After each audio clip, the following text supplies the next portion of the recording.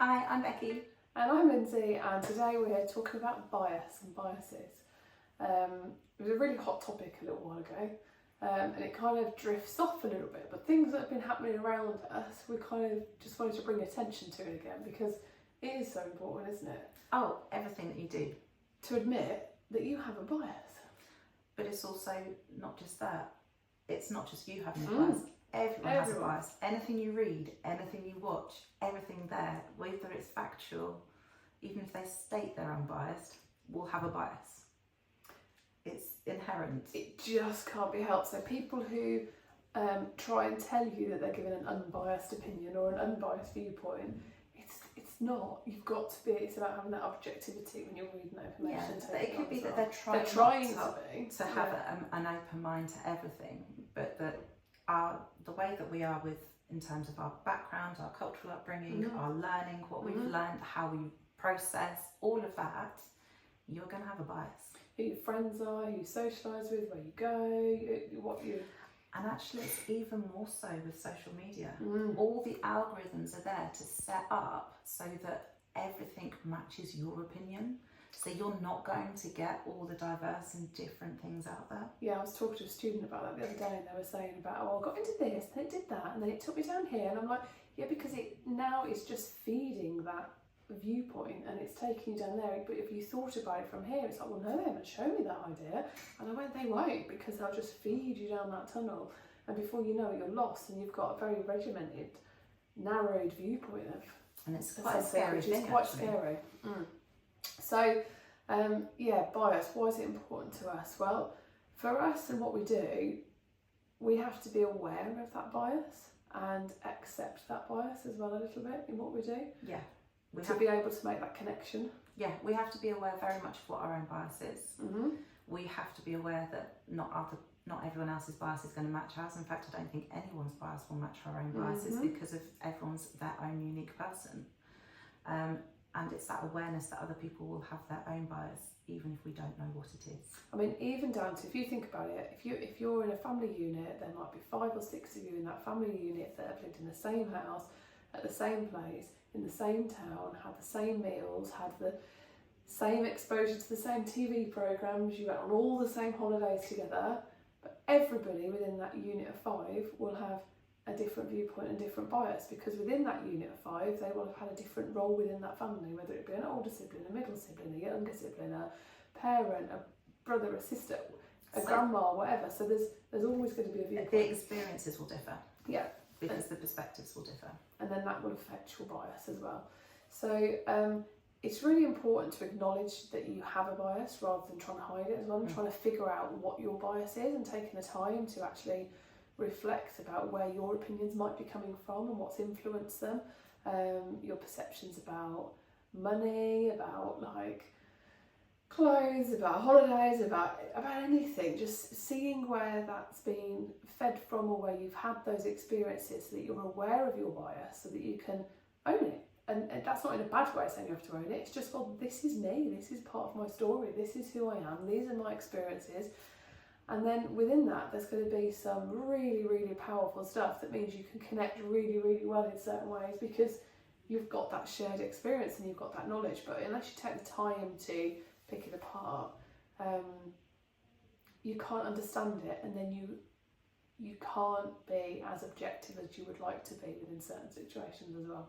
And then on the other side, when you're learning, and it could be that you're just doing training on or keeping up to date with newsletters from people who do social media or sales or creative arts, or any of that, when you're learning, think about what the bias is behind that. You have to know what their bias is, so that you don't get stuck down one path. So you go, okay, so their bias lies here, so I'm also going to look at something over here, and then I'm going to look at something here, so I get a more rounded view. So your decisions can then be made with a lot more information, because you're going to get those different perspectives. Yeah, you're not just believing the viewpoint of one person and their interpretation of the way to do it. We've had these discussions, haven't we, recently, over different things, where we've been looking at different people to use or to go with. And actually now, if you ask, we work with some people who very much go to a person and follow that system, whereas we're very much, if you said to us which one, there's not one. We've taken the bits that work for us from lots of different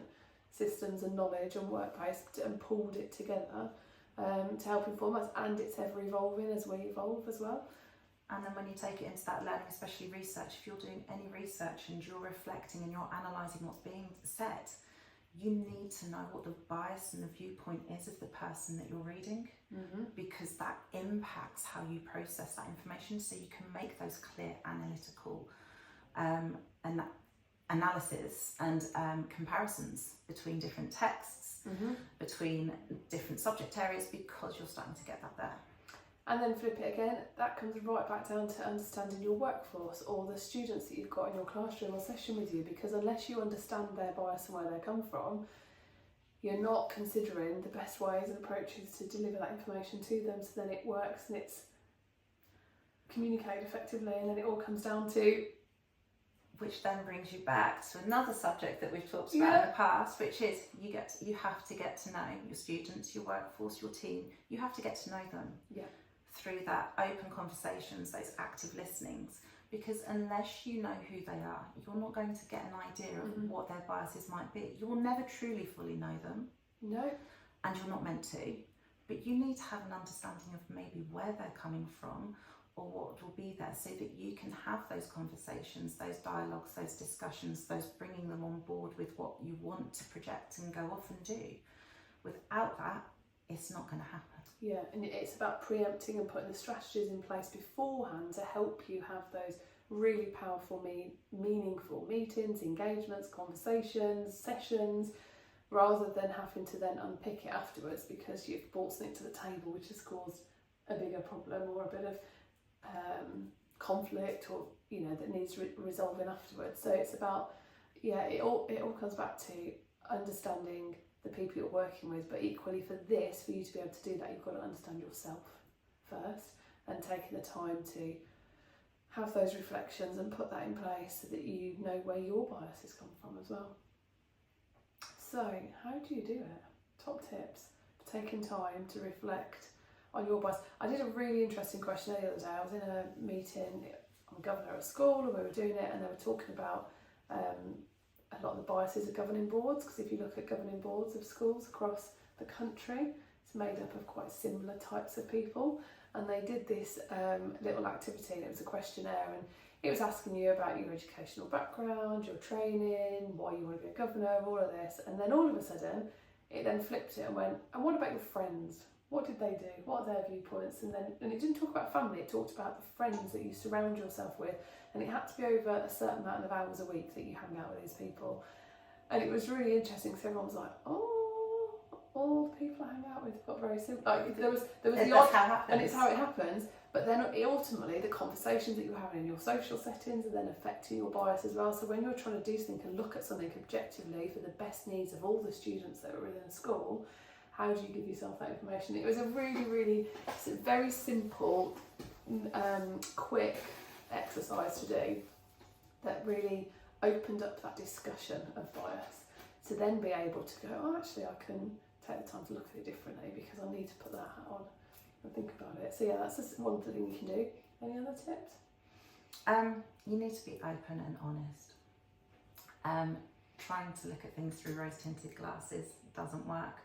There are going to be things that you're going to realise that you may not like, but that's fine, because that's how it is. If you want to try and change it, you can. If you don't and you're happy to accept it, because it doesn't make you a bad person if you come across those things that you don't like at all.